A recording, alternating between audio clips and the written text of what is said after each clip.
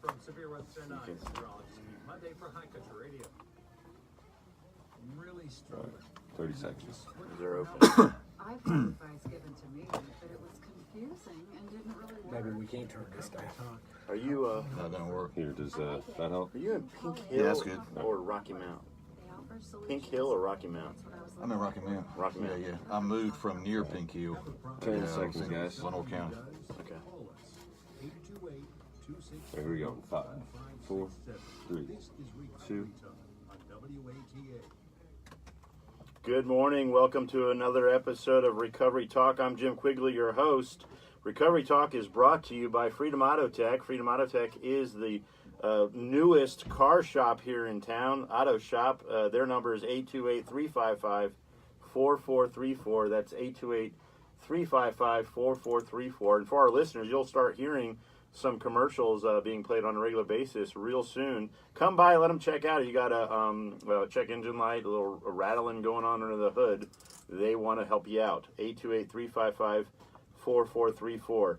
The number to call if you want to call into the show, you're interested in talking to one of our guests, which I'll introduce in just a second. The number to call in the show is 828-262-1567. That's 828-262-1567. And before we get started with the show, we had a tragedy happen in the recovery world last night. For those of you who know that are regular watchers and listeners, I work for a program here in the High Country called Freedom Farm Ministries. And last night, the founder of Freedom Farm Ministries was killed in an accident on his property. He has a farm out in Creston, North Carolina, and he was on a bulldozer, and there was just an accident, and he did not survive it. So our hearts and prayers go out to his lovely wife, Rita. If it wasn't for the collies and what they had started up here in Freedom Farm, many men would not have gotten the help they needed, including the guy that's talking to you right here on the radio. I was brought to Freedom Farm over 7 years ago, and the Lord used this place to transform my life. And I've watched God's faithfulness continue to bring men out of the bondage of addiction and into relationship with Him over years and years. And the collies were used to start it all. So we love you. We love their family. They are. There's a lot of mourning today with the great loss of Robbie. On another note, another brother in the recovery world, Pastor Dixon, is here with me today, and he's brought his friend Scott. Scott, what's your last name? House. Scott House. And Pastor Dixon has come up from Rocky Mount, North Carolina, and he's got a recovery journey story, and so does Scott, his friend here. Pastor Dixon actually is the author of a book. What was the I know it's Idols. Casting down idols. Casting down idols. To the power of the gospel. To the power of the gospel. Right. Sorry, I forgot the title of the book. Yeah, that's all right. I forgive you. But hopefully, Amazing Todd will maybe get the Amazon link on our Facebook Live feed. If you're interested in the book, you could check it out. We have distributed copies of that book to men in our program before, and Pastor Dixon just takes a time out of his year, gives me a call every once in a while, and says, "Hey, when I come up, and I want to share a little bit of my journey and hope with men that are struggling with addiction." And I know, just briefly meeting Scott, he likes to do the same. So, guys, introduce yourself a little bit. Tell us a little bit about where you're from, and we'll start being blessed by hearing about your journey. All right, fantastic. Good morning, Facebook. Good to be here. I'm thankful for this program. What an awesome program this is. And Brother Jim, I'm thankful for what God continues to do through your life. I am pastor at Oakdale Baptist Church in Rocky Mount. I've been a pastor 27 years this year. 27 years as a full-time pastor. I've been 30 years clean. And, as I share my story, a lot of people look at a pastor a little bit differently. They're like, I find from my experience anyway, they look at a pastor like he doesn't know what I'm going through. Right. He's never had a struggle. So as I share my story a little bit this morning, I'll let people in on the fact that we all struggle. And we're all really in the same boat. We need the grace of God and the forgiveness of God and the restoration that God offers. Absolutely. And there is a way out. So it's good to be here this morning. Scott? Man, I'm Scott House, originally from Rocky Mount. I'm pretty much staying around the hills around here. Basically struggle with addiction, and Pastor Dixon here has helped me through it, and my wife. Awesome. And you know what? You said something that kind of just tugged at my heartstring a little bit.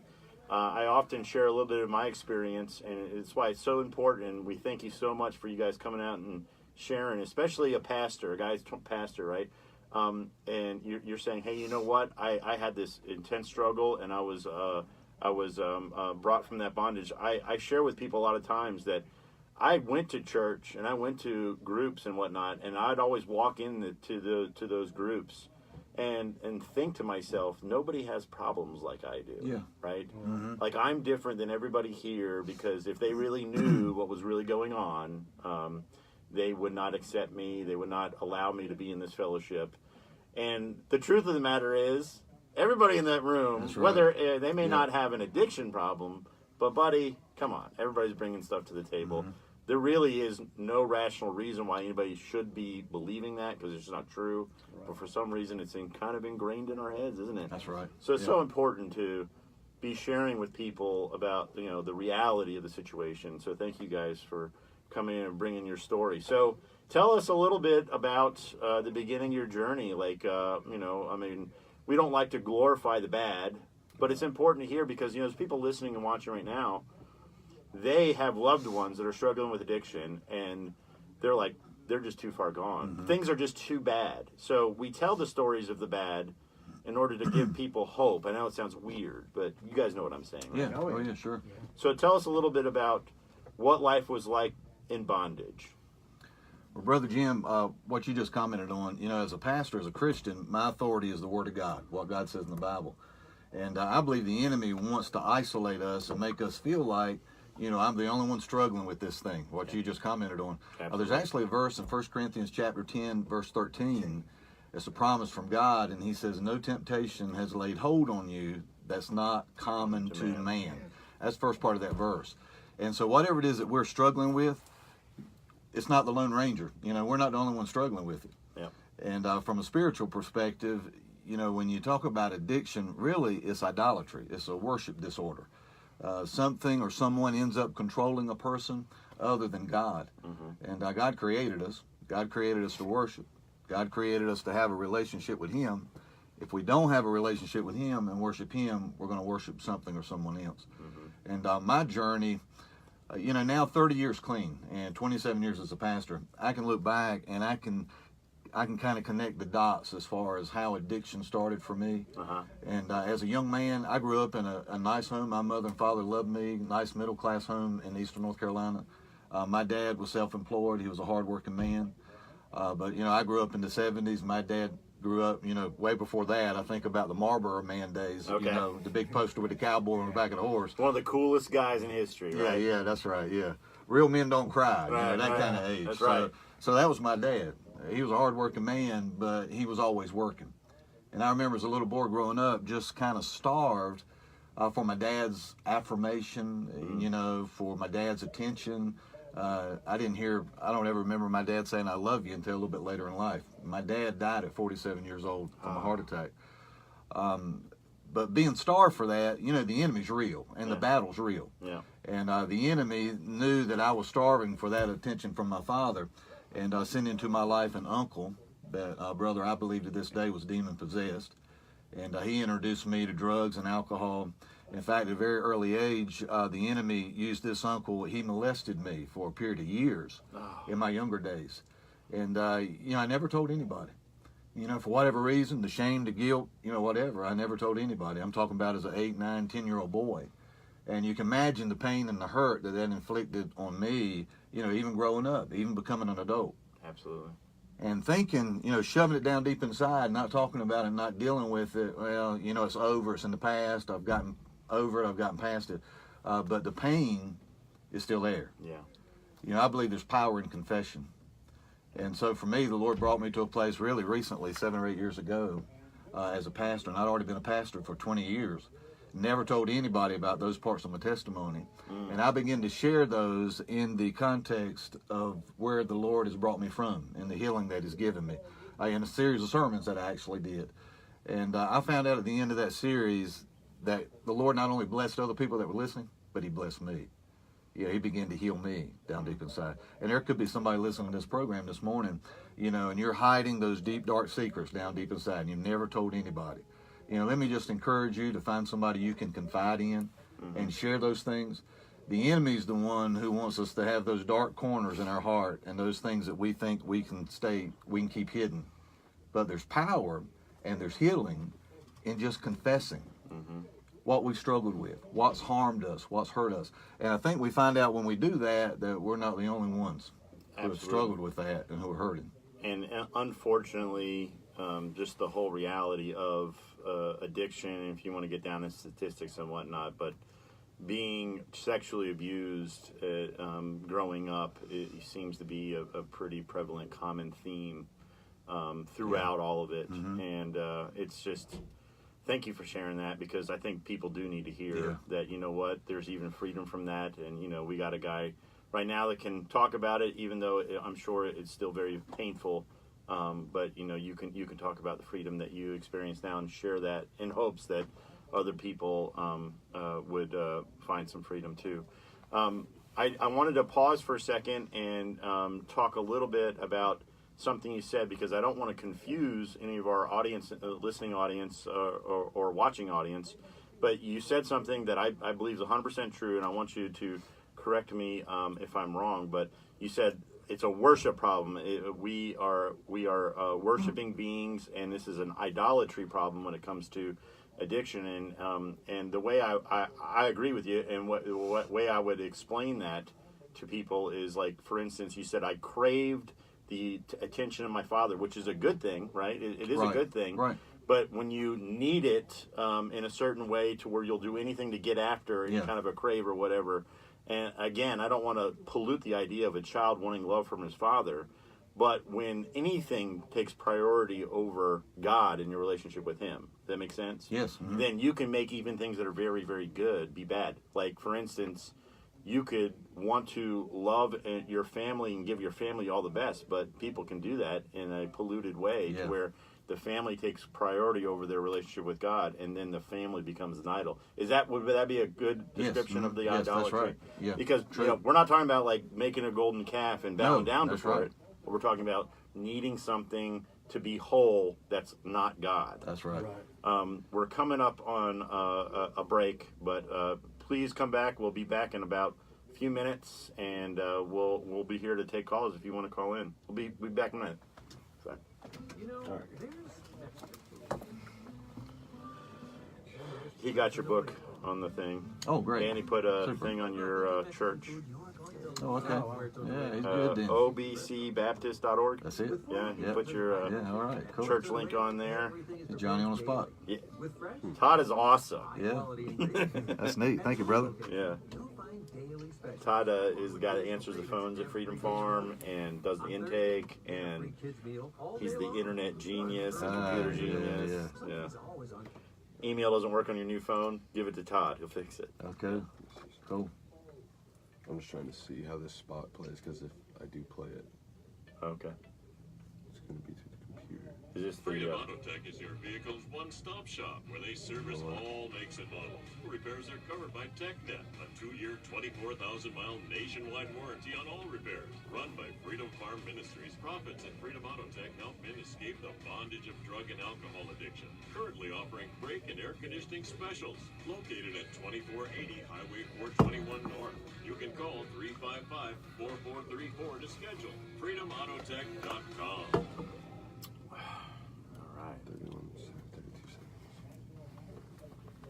On Depot Street or in Rolling Rock on Main Street. So if that's going to play, we'll have to play it through the computer, kind of like how we did that song.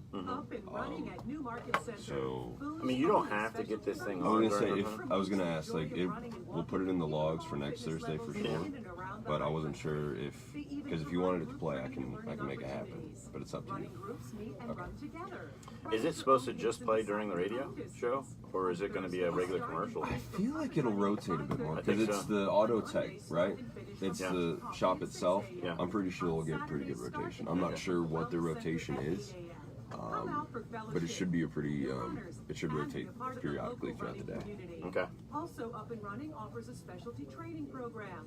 Let Caleb, Jason, or Pretty one good of with the it other mixed skilled board. runners Yeah. train you for a I start to learned what 5K buttons to run. press and which Check ones the not to website. press.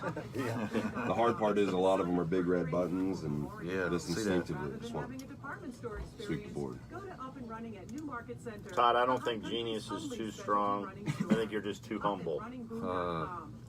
Watauga County Farm Bureau Insurance has moved to a new Or you wanna watch it on your phone? Yeah, I was going to. Yeah, Thought I had it, but Farm Bureau Insurance is now Yeah, go just click the video 400 itself. Shotgun Drive, Suite Should 104 come on. at the corner of State Farm Road Yeah, I and got it now. Shotgun Drive. There you go. Come Yeah. by and visit our new location. Now you can see all the comments yourself right there. yeah, see if anybody's watching. To get There you go. 828-264-5270. Yeah, there we go. Moving our everything to cover your everything. The summer fun is winding down, and the Another weather may minute. be changing. Okay. But that just means school and fall mornings are beginning in the high country. That also means new boots and merchandise arriving every day at all three Moe's Boots and Carhartt locations. So come check us out early and often to get the best selection of all the new gear that will keep you warm and dry this fall. Darn Tough socks, Rocky and Danny Darn waterproof Tough. boots, Keen utility That's a good name right there. Carhartt, I gotta give me a pair of them. and Wrangler No, so I'm gonna have to give them a go because all the socks I got are, Boots has it all. holier than most things. Check out all about home construction. Holy socks, that's a good thing, man. Sometimes, but not the good kind. I understand. And Randy Blake, Like cheese at this point. Oh boy. construction here in the high country. All right, 15. To our sponsors, Big John's Closeout, we bring local knowledge and local businesses in to inform you of how to maintain your home. Tune in every Saturday at 8 We're going o'clock 5, on WATA 4, WXIT. 3, Your house 2. will thank you. Welcome back to Recovery Talk. Your host Jim Quigley here. I got Pastor Dixon and Scott in the studio with us today, telling their stories. But before we get back to it, Freedom Auto Tech is our official sponsor. They're the latest auto shop here in town and ready to service all your auto needs. 828-355-4434. That's 828-355-4434. If you got a car problem, give them a call. If you want to be a part of the show, if you want to ask Scott or Pastor Dixon a question, if you want to say a kind word for the lost in the community for Robbie Colley, give us a call, 828-262-1567. That's 828-262-1567. For those of you on Facebook, welcome back. And so we had given a brief description before the break about what idolatry was. We didn't want to confuse people. Where we're saying, hey, you got an addiction problem because you're making an idol over here, like a physical idol, and bowing down before like the golden calf, but an idol could be anything that is taking precedence over the priority of God in your life, right? If you think about it in a pyramid or a tree, God's first, right, and everything. If you get that priority list out of the way, you've got a worship problem. That's right. Yep. So whatever's number one in a person's life becomes that person's God. That's right. Even an atheist has a God. Either it's the true God of the Bible, the God who created everything out of nothing, or it's a false God.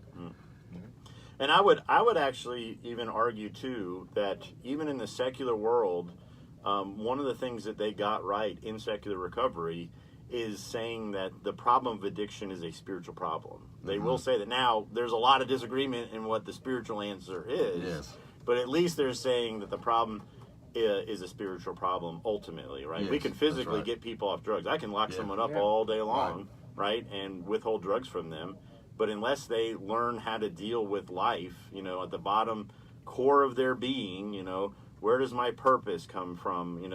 What is what is the meaning of life? What makes me who I am? What is right? What is wrong? All those things at the core of a being. If you don't answer those things, then you have more addiction to look forward to. That's right. Right. Yep. And addiction takes all other forms, not just substances. That's right. And those, like you and I would both agree, those are worship problems, idolatry problems. So, so you shared with us about going through a relative and abuse and whatnot, and now you're a pastor. But let's pick it up. Go ahead, you're on. So for me, looking back, it helps me understand how I ended up where I was in the addictions. As a child, going through what I was going through and the pain that I was holding inside, anything I could get that would cause me to forget the pain or numb the pain, if it wasn't for a day or a few hours or whatever. And so this uncle that I believe the enemy used in my life to try to steal, kill, and destroy introduced me to drugs and alcohol, started smoking pot. I'm talking about an early age, 13 years old, probably. And people want to say today that marijuana is not a gateway drug. Well, for me, it was definitely a gateway drug. And the marijuana led to pills. I remember by the time I was 15 years old, I had a friend's house. We robbed his mama's medicine cabinet. And I remember on one particular night, taking 15 10-milligram Valium, drinking one beer. I woke up about 48 hours later at home to a mom who was distraught and a dad who was about to kill me and threatening to send me away to reform school. And did you wake up with any felonies? No, but you know what? I couldn't remember anything I'd done 48 hours before. That's what I say. Like, the benzodiazepam should say on the label, will cause felonies. Right, yeah. Only by the grace of God that I woke up at all. But I got to that place early in life where really I didn't care if I lived or died. And, the root of it was all that pain that I was holding down deep inside that I didn't know what to do with. What age were you where you started thinking about just dying? Probably 14, 15 years old. Wow. I mean, by the time I was 15, right. And it got worse. When I started using drugs, there were certain drugs I swore up and down I'd never do. Like taking a needle and sticking it in my arm and injecting drugs into my bloodstream. I married a young girl when I was 18 years old. This girl was 15. Too young to get married in the state of North Carolina without parental consent. And so her dad actually had to sign for her to get married. Now, for me, as an 18-year-old, I saw this as a way out of my dad's authority. I'm getting out of dad's house. Right. Moved out of my dad's house, moved into her dad's house, which was not a smart move at all. That didn't work out too good. 2.5 years into that marriage, I'm still doing drugs, still partying. That marriage ended. And in my early 20s, that was the lowest point for me in my life. And that's when I started using a needle to shoot up cocaine, whatever drug I could get my hands on. This same uncle that I was talking about who inflicted all that pain on my life at an early age introduced me to industrial chemicals. And I remember as a young teenager going to bed at night with a soaked rag in my hand like this. And I'd go to sleep like that. And, by the mercy of God, I woke up the next day. Yeah. But anything, anything I could get my hands on. And so, I'm thankful that God gave me enough sense and woke me up. By the time I got to the place where I was using a needle, I was asking myself, okay, what's next? Mike, what's next? Where are you graduating from here, after you start using a needle? Right. And so I didn't stay in that spot long because I knew at 6 feet under, death is knocking at the door if I continue on this road. Right. Yeah. Oh, buddy. I know back in my journey myself, for some reason we always put these lines in the sand. Like I might be doing this, but I'll never do that. And that's right. It seems like every one of those lines we put in our sand, they just end up becoming another weight we put on our shoulder because we cross it, and then it's like I'm even that much of a lower human being because, look, I did something that I had reserved to myself that I wouldn't do. But, it's not uncommon to do that in just regular life with other things, and it's just funny, all these things that we set ourselves up for major failure to where, in a way, we say that for my good, I'll never do this, but we end up doing it, and then it ends up becoming a crushing weight on your back. Absolutely. Yeah. It wasn't until 27 years old, my first marriage ended. I married my wife, Melissa. We're celebrating 33 years. September 28th, it'll be 33 years. Wow. 2 years into that marriage, I was still doing drugs. Our marriage was headed for divorce. Be careful of the numbers. You're starting to age yourself with the audience. I understand. I'm just kidding. Yeah. I'm a little past you, Brother Jim. But my wife and I both, side by side at an old-fashioned altar at a midweek church service, surrendered to the Lord. I was 27 years old. That was 30 years ago for me. I've been clean for 30 years. And for me, it wasn't easy. I had to take one day at a time, trust the Lord. I never relapsed. It wasn't because I couldn't, because I was tempted to, especially during that first 12 months in walking in freedom. I just had to take one day at a time, trust God. I got plugged into a Bible-believing church. I surrounded myself with people who were determined to go in the same direction. And every day I was able to overcome. And God brought me to a place in my life, again, for me, it was about 12 months in recovery, where I began to feel the chains drop off. And I began to feel like, you know what? I'm not pulled back like I was before. I don't want to go back and get high. I don't want to go back and get drunk. And I believe there's freedom, and I believe there's freedom that God offers. You know, and I know addiction is a complicated monster. There's a physical aspect to it. There's an emotional, mental aspect to it, but you can't leave out the spiritual aspect to an addiction. Yeah. Absolutely. I don't want to break anonymity. I can always say the word wrong. Yeah. Did I say it right? Yeah. Okay. Yeah. But you said, my first journey, there was a lot of people going in the direction. Did any of that include, like, groups of people, fellowships that were all sharing the same type of thing, like what we call generically 12-step groups? Did you have any experience in any of that going through? Well, 30 years ago, there wasn't as many of those groups as there are today. I don't remember those even being around. Okay. For me, I just got plugged into a Bible-believing church and surrounded myself with believers. That was my group. That was my support system. And, the old friends, they just started dropping off. Once I said, I'm not drinking anymore, I'm not partying anymore. And those so-called friends, it's just like the night I did the 15 volumes and didn't remember anything in 48 hours. Well, I found out later, my so-called friends loaded me in the trunk of a car, dumped me in the front yard of my parents' home at 2 o'clock in the morning. They should have taken me to the hospital. Sure. They were the so-called friends. Yeah. So it didn't take them long to start dropping off once I determined I'm taking a different path. Unfortunately, I know a lot of those stories. I'm sure you guys probably heard them too, where people do drop them off in front of the hospital and they die right there, or they've been dead. And I know someone that left their car in the hospital parking lot and called them, and they had died. Wow. Terrible stuff that addiction can bring you to. Yeah. All right, we're coming up on a hard break. We will be back with you all in just a minute. It's the High Country's information station. So I don't want to neglect you. Yeah, we're gonna let Scott. I am share his story. So you guys doing we're out of place. Let me kind of introduce you because you connect to the Life Ministry. Let me kind of bring it up there real quickly, and then I'll let you tell your story. Sounds good to me. Okay, good. So we got probably like a good next part is what about this? You mean the next segment? Segment is about. You're looking at 12 minutes. 12 minutes, and then after that will be another 12 minutes, something like that. Mm-hmm. So got about 12 minutes. So you got 24 minutes left to talk. Okay. So.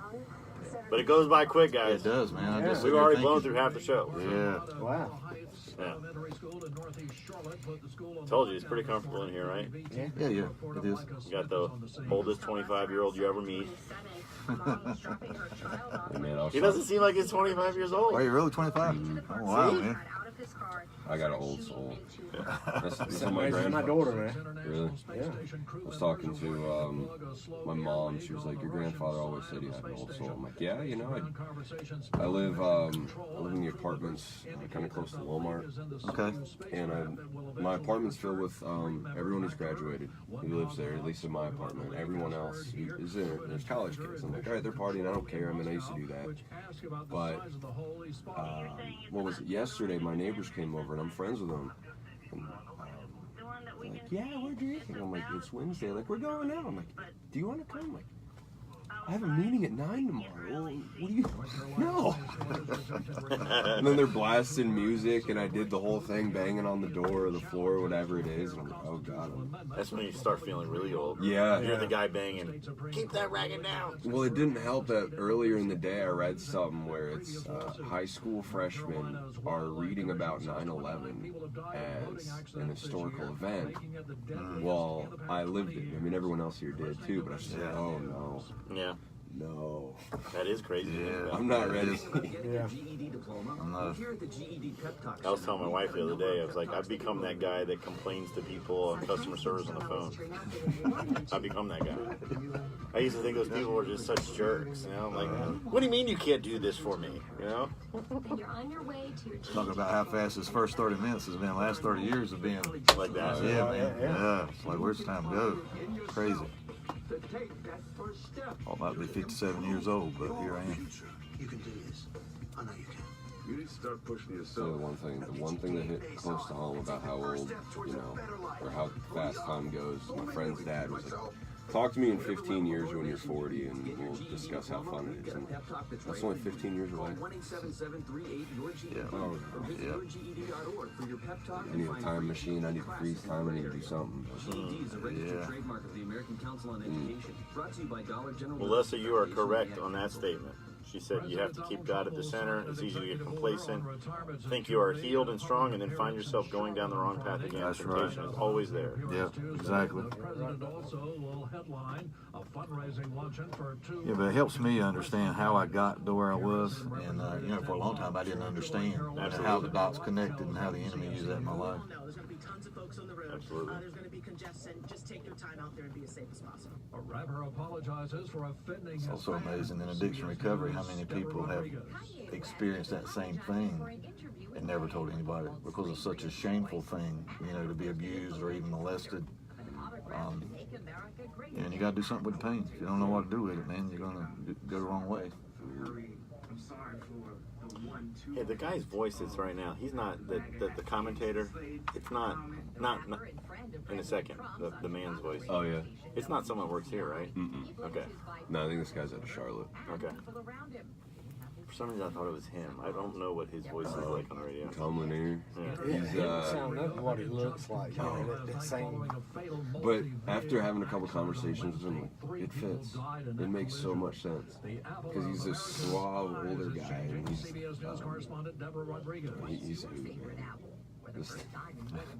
I just remember the first time I was in here, like he was training me before I even started my show, and he's just real as it is. Like, you know, I have a break.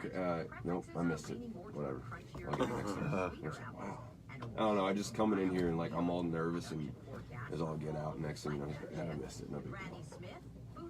I haven't seen Mike Kelly yet. He usually pops in here and says hi. Oh, he stopped by, but Mike Rayleigh, MCN News. Hey, Bill. Slip that in the PSA folder, please. Will do. WSOC TV, Severe Weather Center 9, High Country Weather.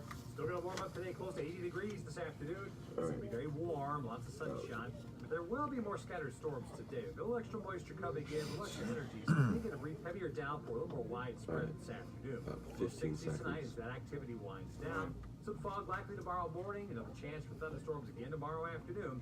Same pattern heading 10 into the weekend. seconds. From Severe Weather Center 9, meteorologist Keith Monday for High Country Radio.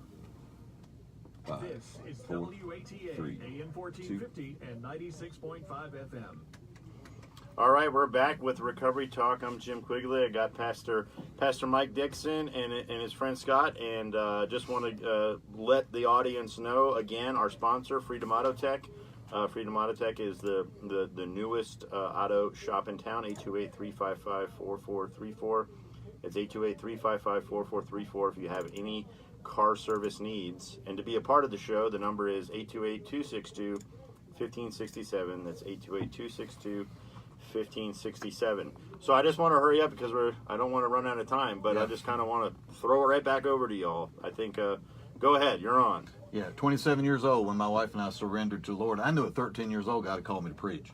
And I ran from that calling, or tried to, from the age of 13 till 27 when I surrendered to the Lord. And I knew that God had still called me to preach, so I ended up in Bible college, ended up pastoring, took my first church in 1991, so 27 years now pastoring churches. We've been at Rocky Mount for about 2.5 years. All right. And so because the Lord delivered me out of substance abuse and addiction, you know, I've got such a burden on my heart to reach men and women, young people who are struggling where I once was. We started a ministry at Oakdale Baptist Church about 1.5 years ago called Life, L-I-F-E, living in freedom every day based on something Jesus said in John chapter 10, verse 10, that he came to give life and to give it more abundantly. And it's really through that ministry that I met Scott, my brother.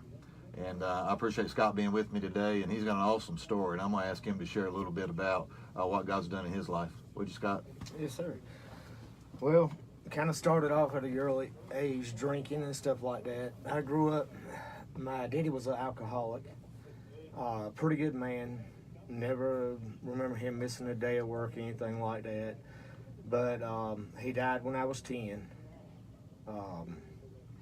Then, the age of 16, 15 or 16, I got suspended for drinking at school. Later on down the road, got married, still was drinking a little bit. Come up for a surgery for a rotator cuff. They gave me 10 milligram Percocets.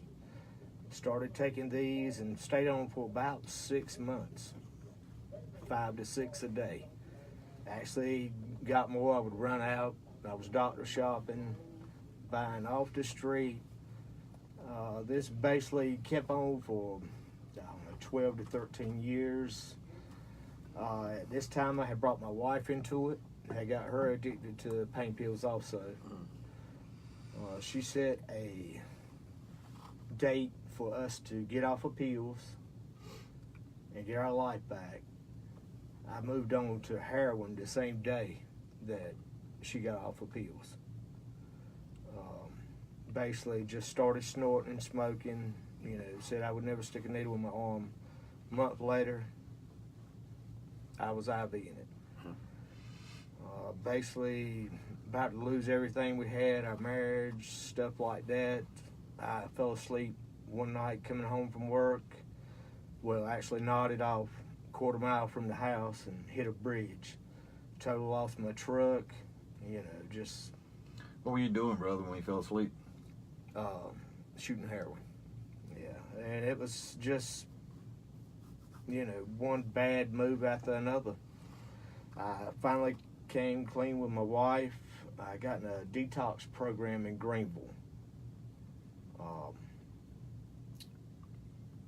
That worked well, but, they give you stuff to kind of get you through that week with. And after that week, you're out, and about that second day out, you start feeling them urges again. That pain starts coming back. And y'all know what it's like when you're feeling withdrawals come on. So I left my wife in the bed, went down there to where I was buying from, bought, come back home, and it was, off to the races again. Unfortunately, people don't realize that. Like, you go to a 7-day detox or something, most of the time they're giving you some form of opiate to help you with coming off the opiates. And then when reality sets in, you don't have those for a couple days. Right. Yeah. You're not detoxed. Yeah. No, you're off to the races again. Yeah. And another thing people don't realize too is that a lot of times it sounds like prolonged pain medication to help with chronic pain. Yes. I mean, you can read actually studies from the Cleveland Clinic, which they're no slouches when it comes to medical advice, that when it comes to dealing with chronic pain with pain medication, it should be like number 20 on the list because it's that ineffective. Yes. It's that ineffective, and actually pain medication prolonged use will end up causing more pain because you're much more sensitive to pain. Right. So anyway, long conversation there, but yeah, it's unfortunate that that's where a lot of people, it's an easy thing to do. Take this pill, then come back, take the pill, and people make the most money out of doing that. But that's another conspiracy theory we won't talk about. But and it gets so expensive on the street, you need to turn to something else. Absolutely. The cheap alternative, heroin. So. Yeah.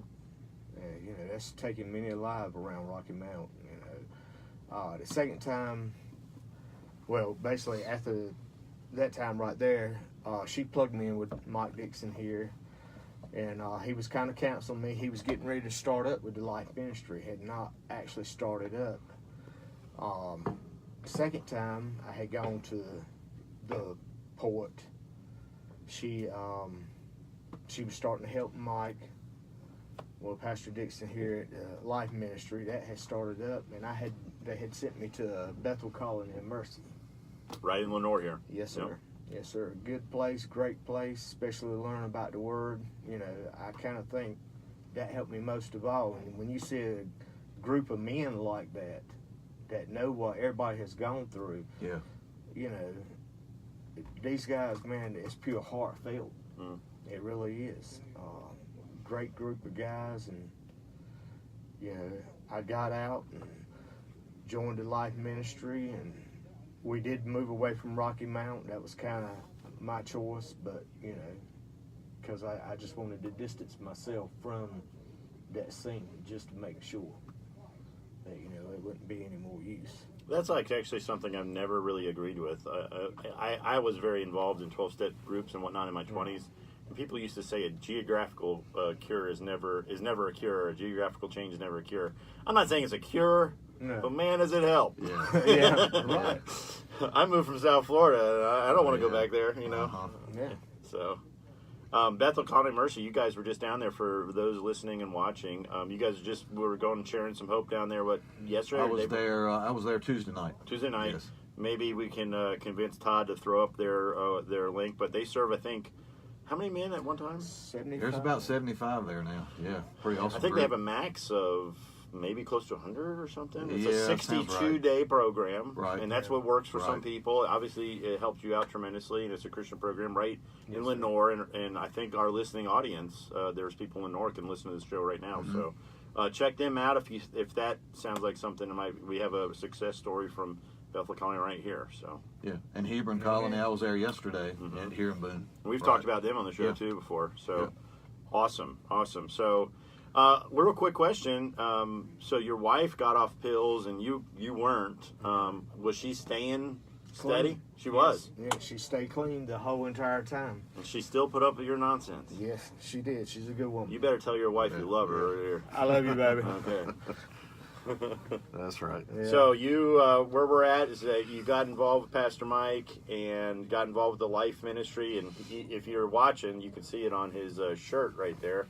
I just noticed he's wearing his Life Ministry shirt. So, but yeah, you got involved with that, and then you ended up moving over here. Yeah. Well, Marion, when I said over here, yeah. Marion.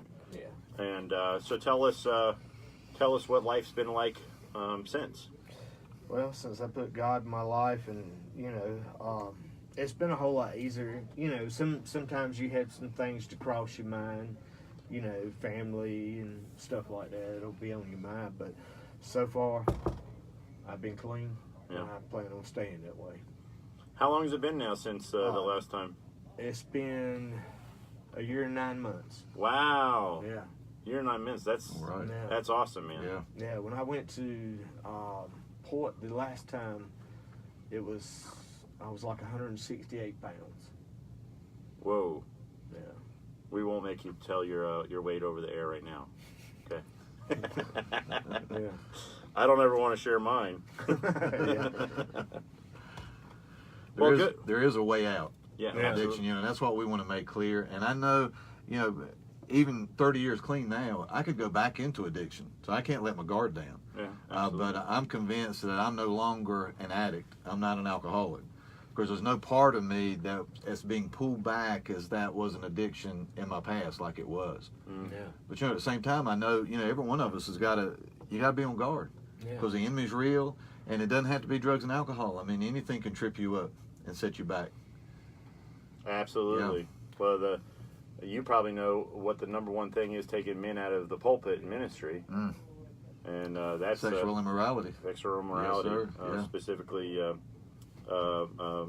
pornography. Yeah. Because another one of those, like you said, is secret things. It's just so shameful that you get involved in and you don't want to tell people, like being sexually abused. It's shameful to tell people that happened, even though it's not your fault. You just don't want to get that stigma on you. Yeah. Well, all these Christian groups that are out there, the Life Ministry, you got a group of people that come in there. Everybody has different stories, but we're all up underneath one roof. Absolutely. Yeah. Absolutely. So there's Todd. He put the article for Cleveland Clinic that I mentioned because Todd is just that awesome. I don't know if you guys have been able to see. Oh, Yeah. So the Cleveland Clinic article, and there's a bunch of stuff in our comment section though. For those of you guys, if you're listening right now, go on to Facebook. Recovery Talk is the Facebook page, and you can watch it live. We're coming up on another break, but we'll be back for a final stretch in just a minute.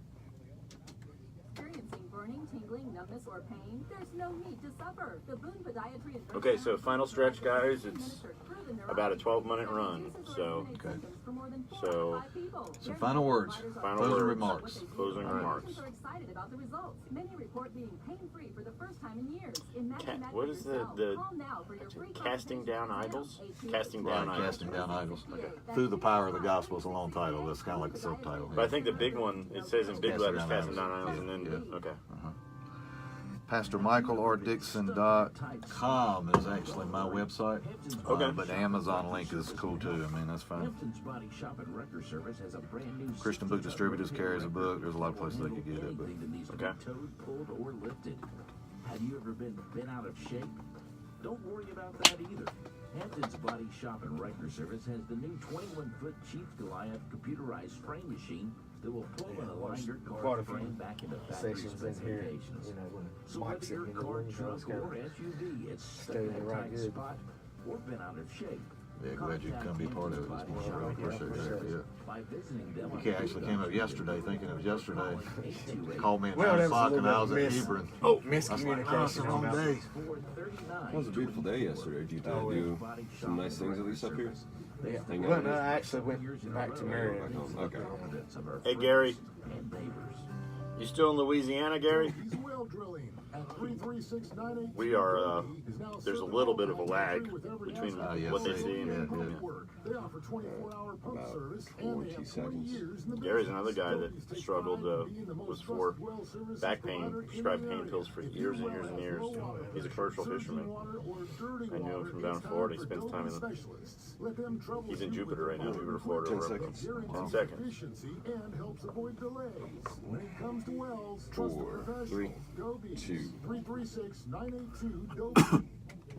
All right, we're back. Freedom from addiction, recovery talk, hope, and help for the hurting.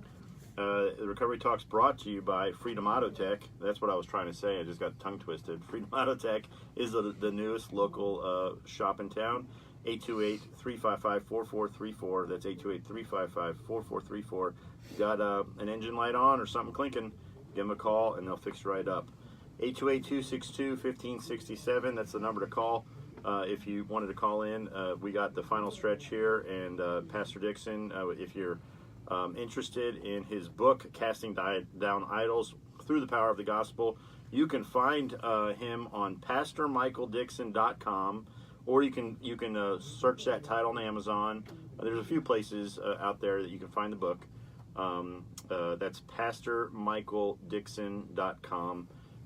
And if you're again on Facebook with us, you can see the links right there in the comments section. So, guys, what's life like today? Obviously, Scott, you are doing what I think is an inseparable part of living what we would call a Christ-centered, God-centered life. But even in more specifically, in fighting this epidemic of addiction in this country, which is service. You're here. You actually are here. I just found on the commercial break the second time, because you thought you were supposed to be here yesterday, so there's a little miscommunication.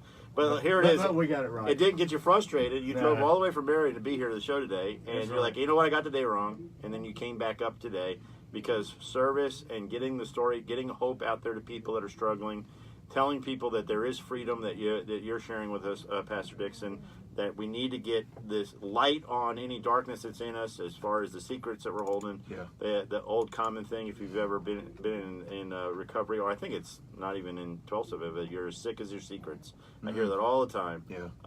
There's a lot of truth and a lot of little sayings you get when you hang around people in recovery a lot, and that's, I think, one of them. So tell us what life's like now. Just like Mike was kind of telling me one time, he said, give me 5 minutes with your friends and I can tell who you are, and he kind of showed me the way about putting myself into church, thinking the right way. Definitely embedded it in my wife. So when we come up here, we were looking for a church that was kind of what we wanted. Finally found one, so we've kind of settled in there. And if you put yourself around good people, you can't always do that. I understand that, but but when you're around mostly good people, it kind of helps out. Yeah, got to give credit to a lot of the, like I was just saying, the little sayings. What's the people, places, and things. You don't change those things. I mean, I have in my own personal experience, I've gone from like Mr. like hardcore AA 12-step guy to all the way this side where I don't want to have anything to do with it, and then I've kind of come back middle to where I really appreciate a lot of the things that I learned. I mean, I don't go to those, but there's a lot of good that can come out of those types of things, and man, I mean, it's stuck in my head, a lot of these little things, and you see the reality of where these sayings come from, because you know, you need to surround yourself with the right people. It doesn't mean that you're not, part of world trying to help and whatnot. I'm sure that, some people that are doing bad things, they want to help. You'd be right there to try to help them. But you're not hanging out with them and spending time with them in an unhealthy way. Does that make sense? So. No, because we've actually got people to Port and actually to the Bethel Colony of Mercy that, our friends and stuff. Because the second time I went into Port, it was, we lost, I think it was 8 people that week when I went to heroin. Wow. Yeah. So tell us a little bit, Pastor Dixon, about life. How's it going? It's fairly new. This is actually news to me since last time I see you. It's about 1.5 years old now. Okay. And I can relate to what you just said, Jim. It used to be one extreme, and so 12-step programs, that kind of thing. I was like, oh, get away from me. Right. And I've kind of come to a balance as far as understanding, the good that all these can do in helping people on the road to recovery. In fact, recently, I have become a licensed clinical addiction specialist with the state of North Carolina. I'm on the associate level now, but that's a state-approved license as an addiction specialist. And, God's using that, and I don't say that to toot my horn, but God's using that to kind of open some doors for me that I might minister to more people struggling in addiction. What I want people to hear this morning is there's a way out. Yeah, sure. And there's so many more resources here now than there was 30 years ago when I was coming out of addiction. Take advantage of those things. Absolutely. Get plugged in to a group of people that have chosen to go down the road of recovery with you. Help one another, support one another.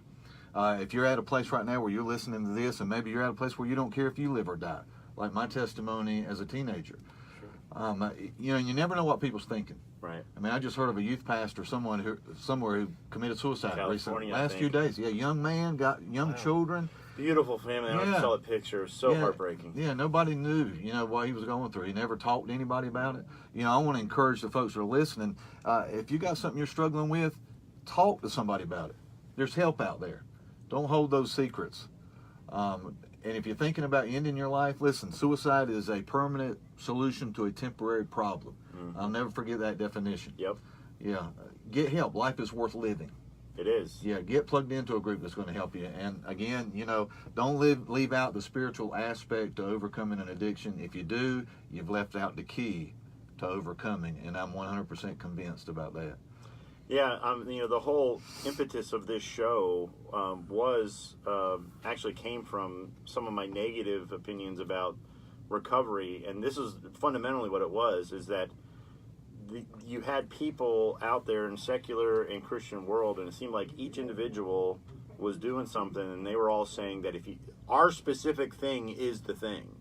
You have to do our specific thing. Yeah. And it's just not true, man.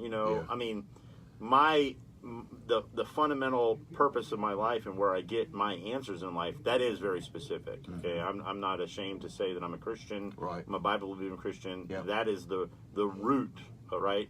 But I mean, as far as a journey in recovery with people, and who humbled me real quick was I went and visited a guy that worked at one of the premier 12-step places in Minnesota where a lot of it started. That's where Hazleton is. These really big recovery. He worked for a place, and he became a Christian, and now he's opened up his own Christian place. And I went and stayed with him for a couple days just to see his program.